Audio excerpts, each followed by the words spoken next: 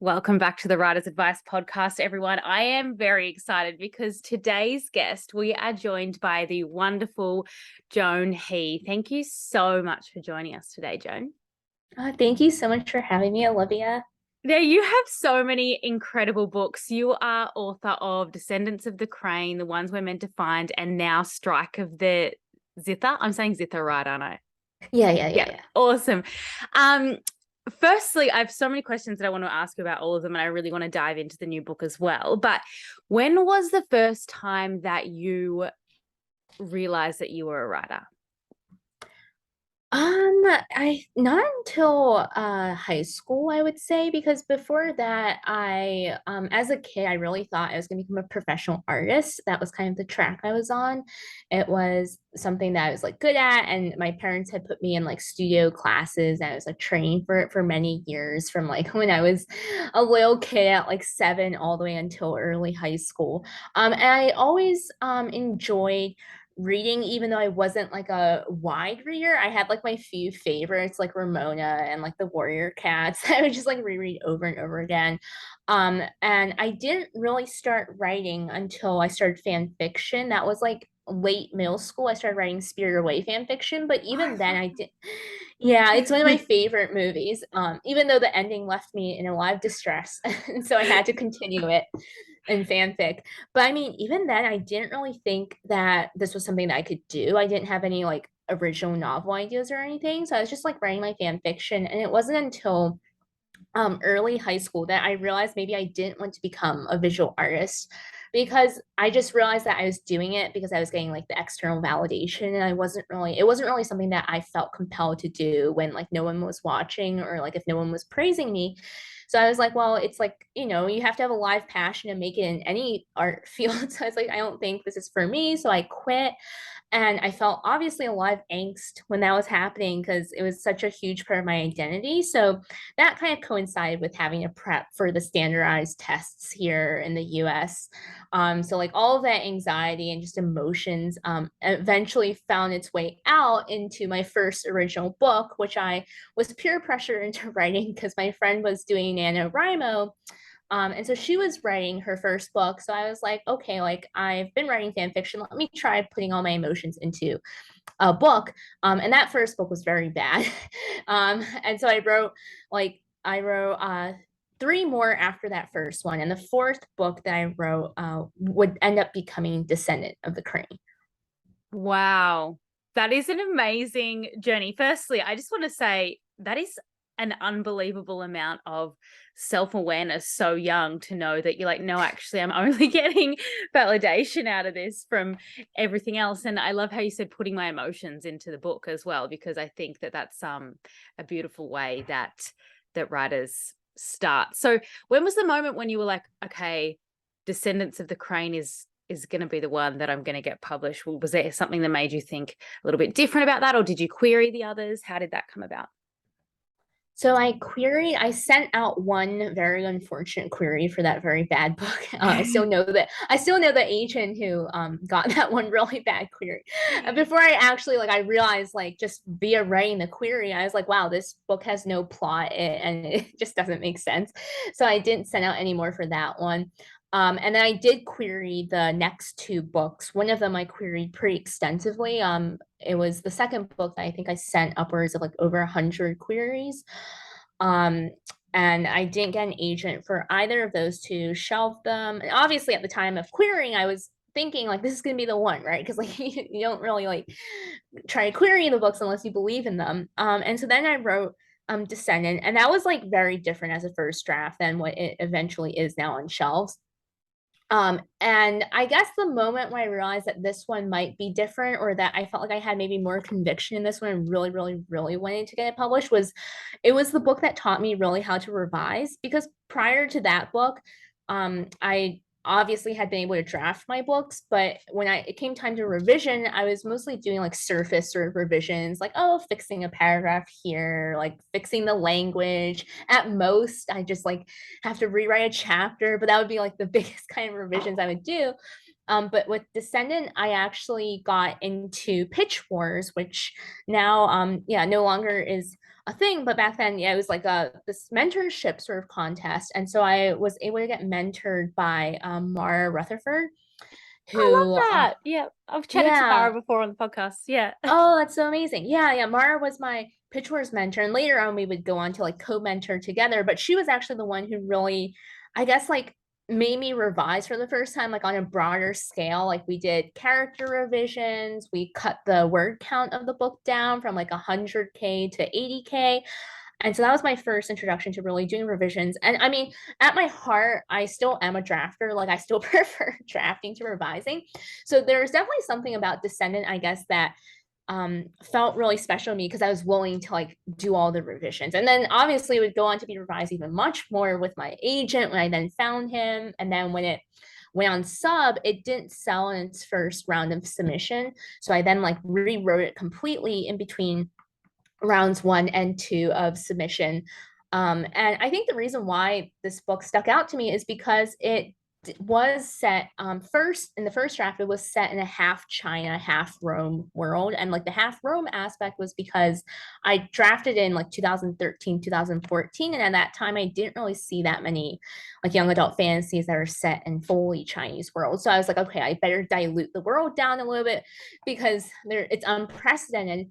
But then throughout like the submission process and when I was rewriting it, that's why I made it fully Chinese because one of the rejections that we got, it was a rejection, revise and resubmit rejection actually, was that the editor wanted to feel more immersed in the world. And I realized that it was the half Roman aspect that was kind of holding me back from going as deep as possible. So I made it a fully Chinese world. And I think it's those Chinese elements, like even before the world was fully Chinese, I feel like the characters and like the stories and the plot and like the general sprawling feel of this like political intrigue with many family members in it, it calls back to like C dramas I grew up watching.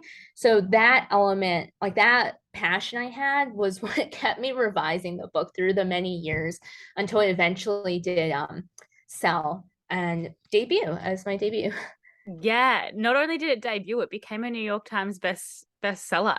Yeah. That's Not this one, the second okay. one. Yeah, yeah. Yes. The ones we're meant to be fined became what Yeah, that yeah. it became a New York Times bestseller. That's honestly, that's an amazing story. So, and when you've revised, I guess you've created these relationships with your characters that you're like, no, I know I need to see this through as well.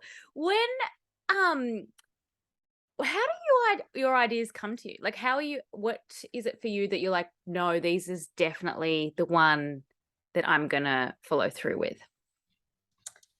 It has definitely changed through the years, and I think like now my like standards, I guess, for the criteria I need to have beforehand before I feel that conviction of like this is the one I'm gonna write is definitely much higher than before, which is why before I think I would have more like 10,000 or 20,000 word manuscripts I kind of got into and then abandoned. Whereas now, generally speaking, when I do start writing, I usually finish them because I do have that conviction that this is the one that I am going to write. And I think the first one is it needs to feel like something that only I can write. Like something about it needs to be really fresh to me, or needs to be, I guess, kind of weird. Like I really like strange and weird stories. And I think that's shaped in part by how slow of a writer I am. I write very slowly. And so if it weren't something that I felt like only I could write, I think I would have massive anxiety about, oh no, like someone else is gonna write before me. Yeah. And so as for like what that element is, in Descendant, it was like my love for C dramas and how I wanted to marry some of the common themes I saw in like the political royalty C dramas with that royalty trope that I was reading about in young adult. Um, and it wasn't, I didn't really think of myself as a big twist writer really until I started getting reader reactions from Descendant when people were like, oh my God, like the twist in the middle like was shocking to them. And that's why I was like, oh, I guess, I guess that is like a big part of the book. I hadn't really thought of it in terms of that. But so then when I started thinking of like what to write for, when I started writing the ones we're meant to find, or when I started thinking about that idea, that in the beginning, when I first started drafting it, Descendant hadn't actually sold yet. But I was just like tired of fantasy, so I wanted to do something completely different because this Descendant was getting so many rejections. And for that one, it did start with that twist. And that when I was thinking of the idea, I was like, I had this image in my mind of like a girl diving to the bottom of the sea, and I was like, what is she looking for? Like, what's going on? And I started thinking about how in young adult we have a lot of sibling relationships where the younger sibling often is the object that is being sought or being protected or being looked after, and that is what humanizes the main character, the older sibling, and makes them relatable to us. So I was like, oh, that's like an interesting trope slash assumption that is in a lot of books. What if I subvert that? And so I came up with the twist, and I was like, oh, I have to write this twist. Like it really just felt like something that I needed to write. And so that was why I chose the ones. And similar for Strike, obviously I have a very personal connection to it because Three Kingdoms, like those are stories I grew up hearing about, but it also like came from this big what if question that then became the midpoint twist that I was like, okay, I have to pull this one on my readers. And since by now I'm kind of aware that people go into my books expecting like that surprise element. Yeah, but it seems something that comes natural to you as well, right? Like it's your yeah. Yeah, I think most of the story ideas I've had so far, I'm like, they would benefit from a twist. I do actually have a story idea where I feel like there is no twist and doesn't need to have a twist, but it's not right now. For other reasons, it's not something that I'm like, oh my God, I need to write right now. Although maybe it is because it doesn't have a twist that I'm like, it's not as urgent. Yeah, 100%. Now, you said that you're or you classify yourself as a slow writer, and I'm saying I'm guessing also particularly probably because you were also such a physical artist younger. Um would you classify yourself more as a visionary person? Like how you said that idea, you saw a girl like just like swimming to the bottom of the ocean. Do you put too much planning before that, or you kind of start with some words and let it flow that way?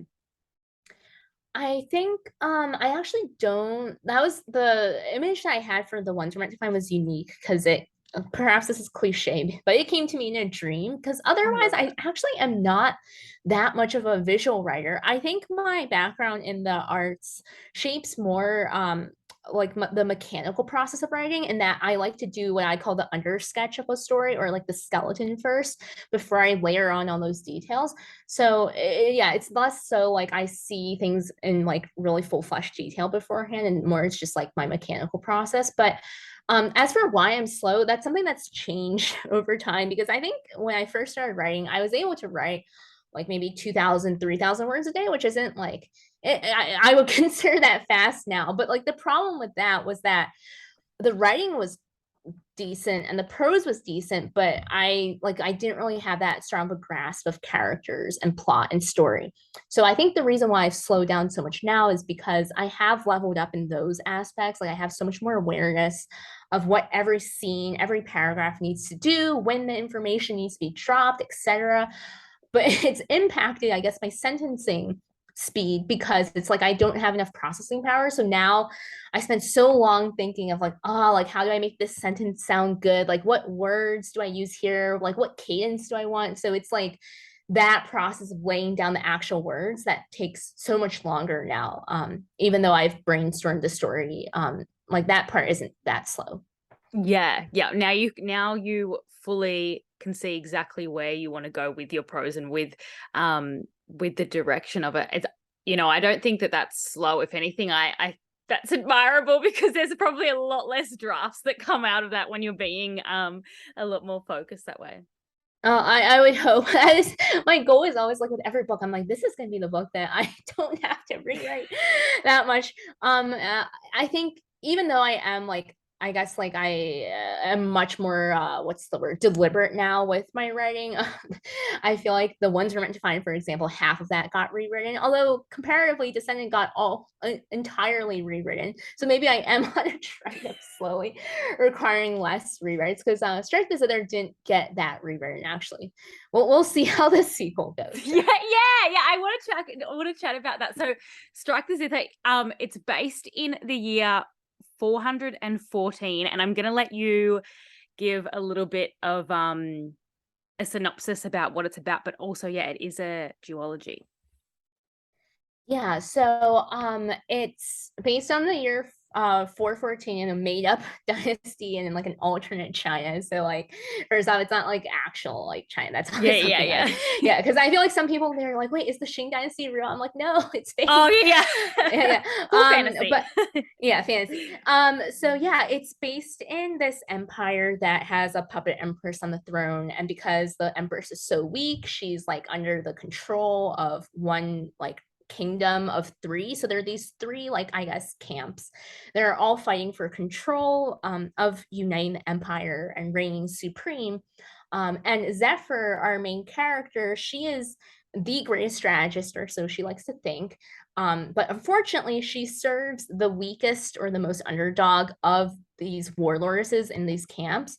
So Zephyr, she really has to get creative because she has like a very specific vision of how she's going to help her Loris rise up above the other two, but it involves a lot of inconveniencing herself. So at the beginning of the book, she has to infiltrate an enemy camp to keep her camp and its soldiers from being slaughtered, where she meets her one and only rival that she sort of respects in the book. So yeah, that's the gist of the story. Absolutely. And you're going to definitely keep people on their toes waiting for that next book. Are you in the process of writing that now, or that's ready to go? Part two? I've finished a first draft and sent it into my editor, so I'm currently in that purgatory state of like waiting for the edits to drop, and then revising it. Yeah. Yeah, yeah. Now you said drafting is your favorite. Is there of the process? Is there anything that you find the most challenging of the writing process at all? Yeah, I mean, I guess it would be, I think definitely revisions because I know people say that, like, oh, like people who love revisions, because I feel like a lot of writers love revisions. I hear it all the time where they're like, revision is when it comes together. But like for me, the thing is, a lot of times revision feels like blowing apart like the thing I've built, and then I'm just like stuck in the rubble, and it's like everything's just like chaos, and it's like I'm trying to like fit. And the thing is, like when I write, I feel like I'm stacking all these dominoes together, and I'm an underwriter, so my drafts tend to be lean, and so it's like I've stacked all my dominoes really closely together, and then the moment I have to add like one thing, everything just like, falls apart. So it feels much more chaotic to me. Besides that, I think I definitely come up with like the plot and characters like pretty much like one and two like simultaneously. I think worlds, when they are not like based on something existing, such as like Strike the Zither, it was helpful because it is, even though like the Qing Dynasty is not the actual Han Dynasty that Three Kingdoms, the book that Strike the Zither is inspired by, is set in, it still has like a lot of like the similar power structures, and like the just the general lay of the land is the same. And same for like Descendant. It is based on like a mishmash of ancient Chinese dynasties. But I think, yeah, when the world is not like there's no foundation for that, that is something that I think I have to spend more time on to like get up to speed. So like in the ones Rent Define, I feel like a big part of the rewrite was not fixing, but like clarifying some of the world and one of the point of views, while still not having it, I guess, dominate the point of view. Because something I'm always very mindful of is that I feel like every character, how much they notice of a world is very specific to how they are as a person. Like Zephyr, as a strategist, the first thing she's going to notice when she walks into a room maybe isn't going to be like what everyone's wearing, but it's going to be like who holds the power, right? Like who is the smartest person in the room. So when I'm limited by point of view, it's like sometimes tricky to get all the information that a reader might be craving onto the page that the characters themselves might not be interested in. So that is something that I feel like is harder for me, like the world and the delivery of information. Yeah. Yeah, absolutely. And with everything that actually I'm going to ask one question before I get to that. Where I know you did a mentorship with Mara. What else did you do during that time of when you were learning to be a writer and you know, playing around with different stories and manuscripts essentially? What was your kind of process of learning about the craft? I mean, so I've never had like any like formal training. Like I didn't like really study because I was a psych major and like Chinese history minor in school, so it wasn't like I majored in like creative writing or English. I guess I just learned via reading, right? Because I like besides like the books I loved as a kid, like some of my favorite young adult books were from like that Hunger Games boom, like that dystopian era. Like that's what got me into reading young adult. And so I read a ton of young adult then. And it really taught me a lot about the conventions of the genre. Like what kinds of characters do we like to follow, what kind of relationships, what kind of tropes are popular. And then besides that, just really learning from every manuscript that I wrote. Like I feel like every manuscript taught me something different. I mean, the first one just taught me how to finish a book, however bad it might be. And then the second one, that one was actually, it was a young adult dystopia, albeit I wrote it like after the wagon had passed. Because like I didn't know back then that like by the time you're reading the books on the shelves, that's already been like 2 3 years like in the past. So I wrote that one in like 2012, 2013. It was already like I didn't realize the genre was like, I don't want to say dead because then like I feel like nothing is ever dead, but definitely a harder sell. But that one really taught me, I guess, just um like writing something that was first person, more pacey. And then the the third book then taught me how to like write character growth and arcs. And I think Descendant taught me a lot about plotting because before Descendant, I was a pantser. Like I did not outline my books. That did not go well. And so Descendant changed my writing process a lot. It taught me like how to navigate big casts, how to write political intrigue, and then the twists and things like that. And so every book I feel like based on the rejections I was getting and just based on what I was then reading has taught me something about the craft. Yeah, that's so great. And you've got a different thing to focus on with each thing that comes through. Now, I love this story and I love just where you're at today and all the beautiful books that are coming through. What advice would you give to any up and coming writers that are listening right now who whether they started their career or they're working on their first manuscript right now?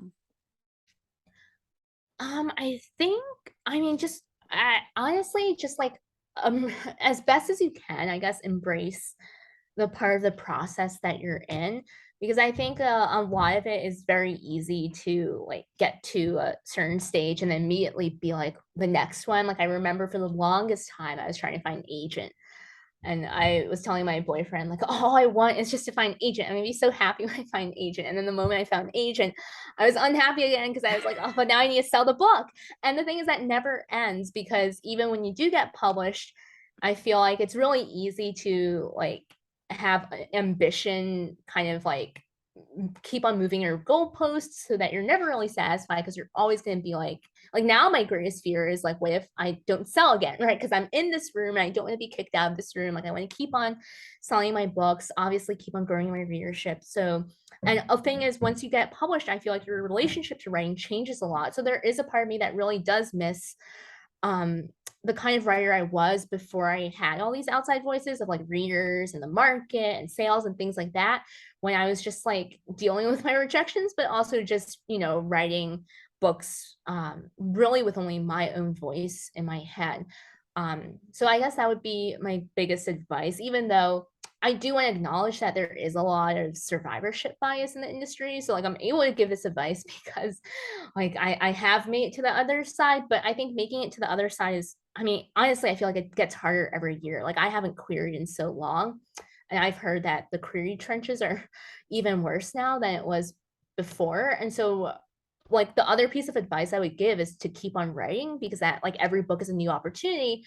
But I also completely understand that this really isn't like an industry based on merit. Like I think everyone gets their craft up to a certain point and everyone works really hard.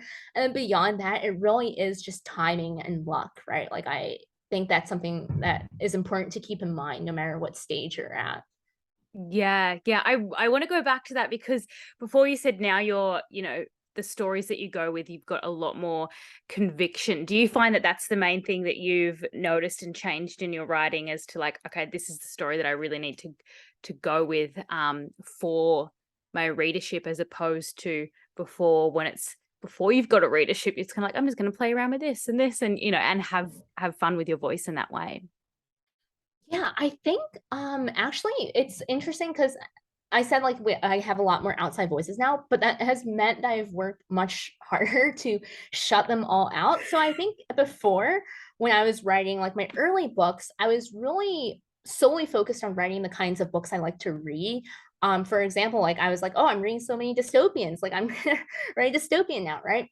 Whereas now I focus much more on not only what do I like to read, but also what would invigorate me as a creator. And it goes back to that question of what is it that only I can create without thinking too much about where the trends, because those are going to pass, especially if you're a slow writer, or even thinking about like what my readers like. Because when my debut came out, like something that I did work really hard at was as a fan fiction writer, obviously my motivating factor for writing was I want to find readers. Like I want to share in the joy of creating something that we're all going to love. But that's so different when you're, I guess, publishing your like own books. And I think that focus on writing for readers, even if you are only reading the positive reviews, at least for me, it really impacted my process. Like I just couldn't get those voices out. So a lot of time, like for a full year after I wrote, after my debut came out, I really tried to figure out like, why do I write? Like I had to find a new reason that wasn't just I'm writing for my readers. And ultimately I was able to say like now I write for myself. Like I genuinely feel that deep down. So now when I write, as much as they're outside voices and as much as I have to expend effort in shutting them out, like I really feel like the stories I write now are ones that like are truly me without like thinking too much about like, oh, that's like the, well, not thinking too much, but I guess without being swayed so much by like what is being put out there. I love that. I love that so much. And I think that is the gift of, you know, using story and writing as your art. When you're writing the things that only you can write, like that is your genuine gift and what you can give the world. And it is it's so beautiful. Oh my gosh, Joan, I've goosebumps over that. So I love it. Now Strike the Zither comes out in Australia on the 25th of October. Is that everywhere else in the world as well, or I think it might have a more delayed release date for the okay, UK. It cool. might be in something November. I feel like I'm awful with release dates. I only find them out like going to like the retailer of like Amazon.com Yeah. UK to like find it. So I do believe that it's a little bit delayed, not too long though. Like I think a month is usually standard. Perfect. And even if you do go search for it, go buy it, you can pre-order it now, which I highly recommend. So thank you so much for joining us today, Joan. That has just been the most beautiful conversation. And do you have much planned for the launch? Not too much. I'm trying to be chiller and also like save energy because I know those book deadlines are gonna land any day. So I'm like, I can't just like, Oh, putter out after book yeah. one. It's interesting writing a duology because it like in many ways doesn't feel done to me because I'm like, but there's another one. So yeah. Yeah. And how do you feel now, like when it's just about to be that release date? Like, are you, how does that moment feel right now? I mean, constantly, I mean, I feel like I'm always going to be anxious. Like I'm always going to have no chill. I feel like every time I'm like, oh, but it's like my third book. I've been through this 2 times. I'm going to be more relaxed. So that's just not true. But it is kind of nice knowing that as much as I'm like, oh my God, I have to like work on the sequel. It is kind of nice to know that it's not like over yet. Like I am going to be going back to the world soon.